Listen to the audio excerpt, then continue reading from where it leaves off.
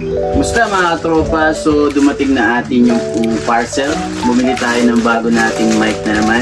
So from Amazon, we got this new microphone na gagamitin ni Animes TV sa kanyang mga mukbang ASMR. So buksan na natin ito. Tignan natin itong patalarin.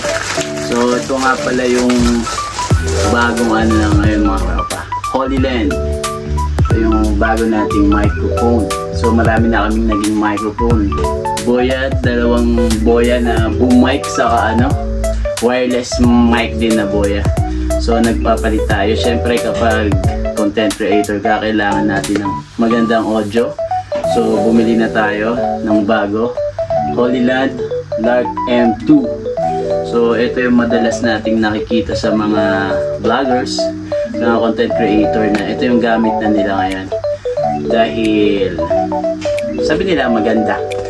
Sa yung mga review naman na napanood natin sa YouTube, maganda naman talaga siya. Quality. Saka Holyland yan mga katropa, no? Holyland. Baka naman. So unbox na natin to. Hindi ako sanay mag-unboxing, pero tamang bukas lang kung paano ako magbukas ng parcel mo. Compact to no?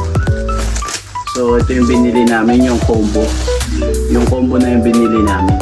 Yung pwede siya sa camera, saka Android, saka iOS. Gagamitin kasi ito ni Missy Eats kasi kailangan hindi na masyadong gumagana yung noise cancellation ng isa naming mic.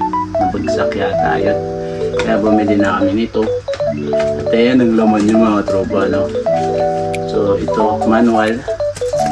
Saka yung mga stickers niya na pwede mong ilagay dun sa mini mic. May mga stickers siya. Saka let's get in touch. We are here for you, Holyland. Kasi ito yung mga kasama sa package, saka manual. Yun lang siya mga tropa. So di na natin to babasahin kasi kita na natin to sa mga YouTube, yung mga nag-review. Lagyan na natin dyan. Basahin ko pa rin yan pagka may time. So ito yung laman. Meron siyang ganda ng pagkaka-casing nila.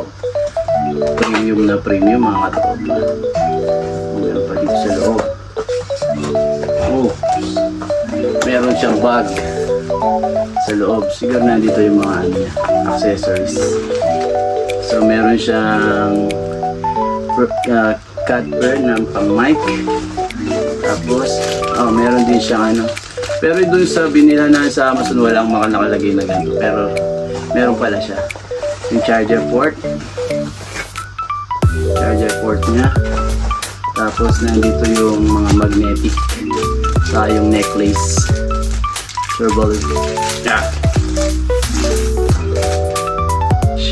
Meron siyang dalawang necklace badge na magnetic mga tropa, no?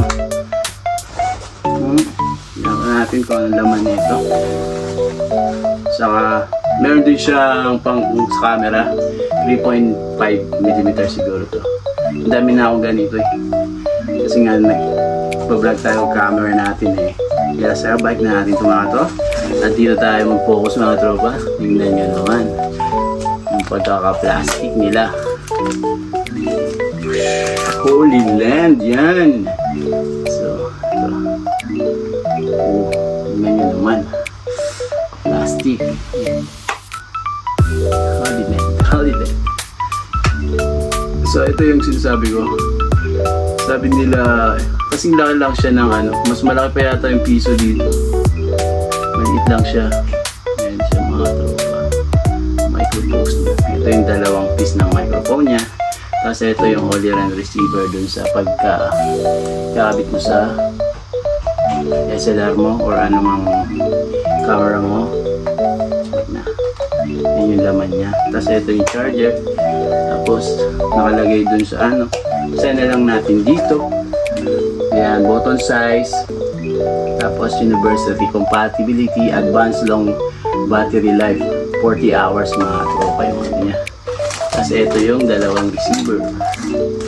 Meron tayong lightning para sa mga iOS at para C-type sa mga Android mga tropa, itong mga binili natin na to gagamitin ni Honey Maze TV sa kanyang mukbang ASMR. Palit tayo ng mic dahil kailangan talaga natin ng mic na maganda at maganda yung quality ng audio. So nagbabalik loob lang kami kay YouTube dahil ano naman ang nangyayari ngayon, mga tropa, di ba? Kung content creator ka, bumili ka na nito, mga tropa, at yung mga bagay-bagay na to, yung mga review na mas gusto nyong panoorin, check nyo na lang sa YouTube. May mga magagandang review doon. Basta ito yung gagamitin namin sa Honey Maze TV. So yun lang, mga tropa, itetest natin to pagka nagawa tayo ng vlog sa labas, kung maganda yung noise cancellation niya. At ito lang yun, yung maliit na yan. Nandito pala yung magnet na yan. Tapos nandito yung necklace, mga tropa. See? Yung magnet siya, pwede mo siya lagay dito. 7 grams lang yata to. See? Yun lang siya, mga tropa. Mga balik magnet, didikit. So yan lang yun, mga tropa. Holy Land, sana next time bigyan mo naman kami ng camera. So yun lang, mga tropa, test natin to. Kapag gumawa tayo ng vlog, ipapakita ko na lang sa inyo. Sa kapag naggawa ng video si Macy Eats ng kanyang content, ito na yung gagamitin niya. So para makita nyo at marinig natin kung maganda nga ba talaga.